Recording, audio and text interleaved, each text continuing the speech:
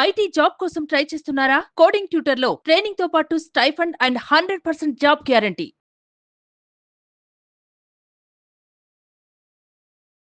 నమస్కారం శంకరి గారు. నమస్తే సిరి.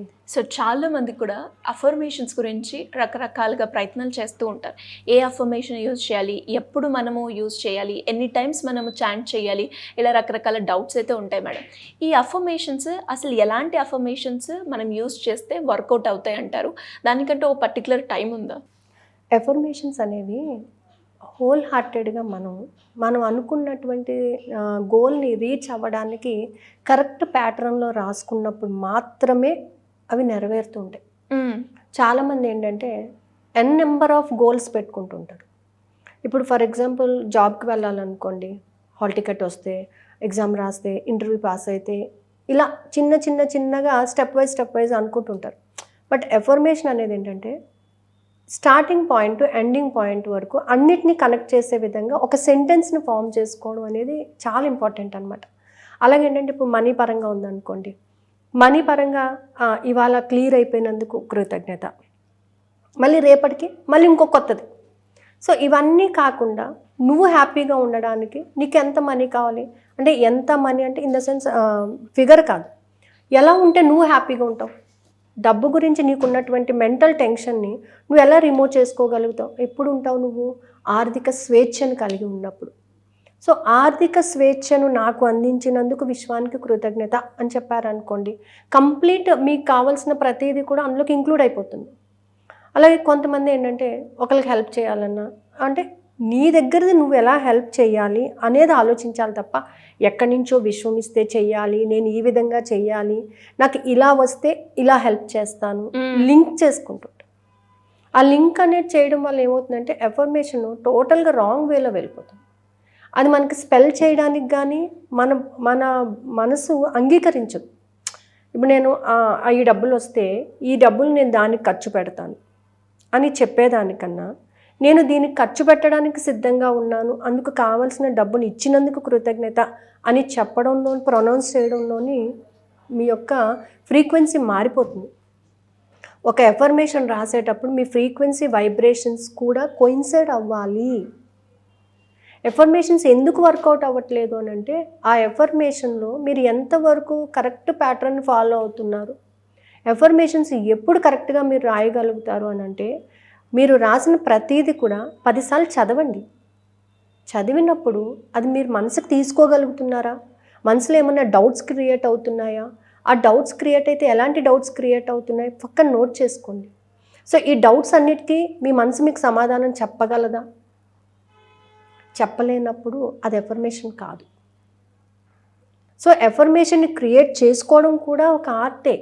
ఆ ఎఫర్మేషన్ మనం స్పెల్ చేసినప్పుడు మనకు వైబ్రేషన్స్ ఉండాలి, మన ఫ్రీక్వెన్సీ పెరగాలి, ఎలక్ట్రోమాగ్నెటిక్ ఎనర్జీ అనేది డెవలప్ అవ్వాలి, కరెక్ట్గా యూనివర్స్లోని దానికి కనెక్ట్ అయ్యేటటువంటి ఫ్రీక్వెన్సీని కలిగి ఉండాలి.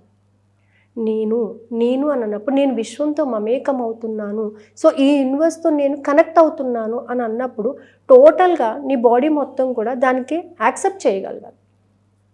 రెగ్యులర్గా 2 ఎఫర్మేషన్స్ ప్రాక్టీస్ చేస్తుంటాం. ఏంటంటే, నేను విశ్వాన్ని విశ్వసిస్తున్నాను, విశ్వంతో మమేకం అవుతున్నాను.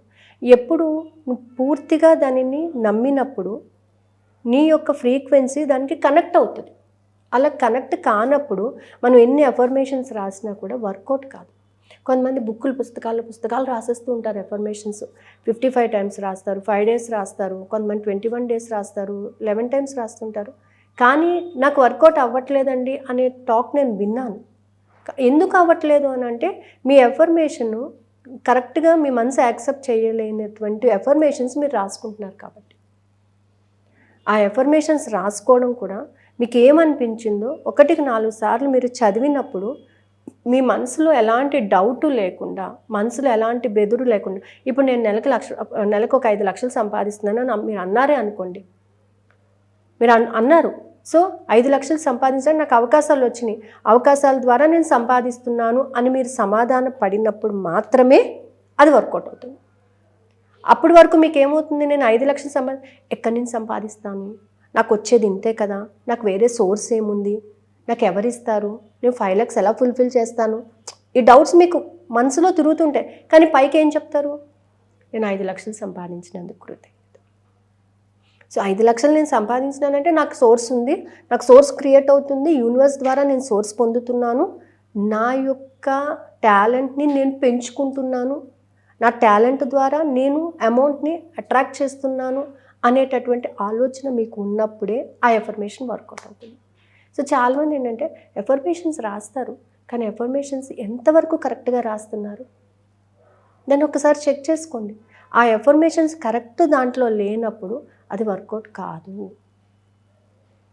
చాలామంది ఎఫర్మేషన్స్ దగ్గరే పోతూ ఉంటుంది, దానివల్ల విజువలైజేషన్ రాదు, మేనిఫెస్ట్ చేయలేము, దేనిని కూడా కరెక్ట్గా మనం అనుకున్న స్థాయిలోని రీచ్ అవ్వలేకపోతుంటాం.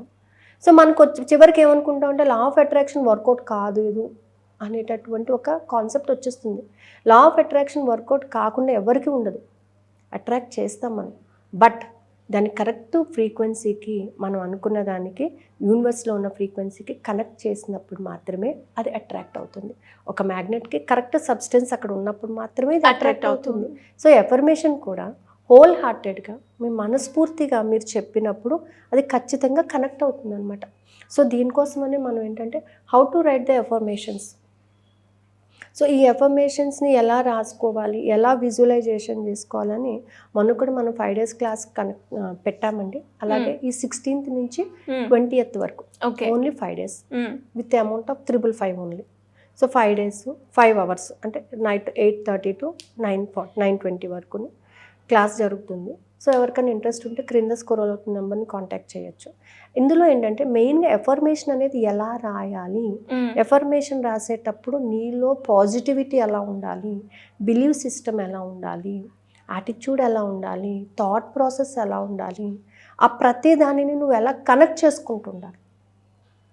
సో ఎఫర్మేషన్ కరెక్ట్గా రాస్తే మేనిఫెస్టేషన్ ఈజీగా అవుతుంది, విజువలైజేషన్ ఈజీగా అవుతుంది. అప్పుడు నువ్వు ఏ టెక్నిక్ ఫాలో అయినా కూడా ఇమ్మీడియట్ రిజల్ట్ అనేది వచ్చేస్తుంది అనమాట. మనం చేసిన అతి కొద్ది రోజుల్లోనే మనకి రిజల్ట్ అనేది రావటం జరుగుతుంది. కొంతమంది ఏమంటారంటే నాకు డబ్బులు కావాలండి, నేను ఇప్పుడు ఎఫర్మేషన్ రాస్తే వచ్చేస్తుందా?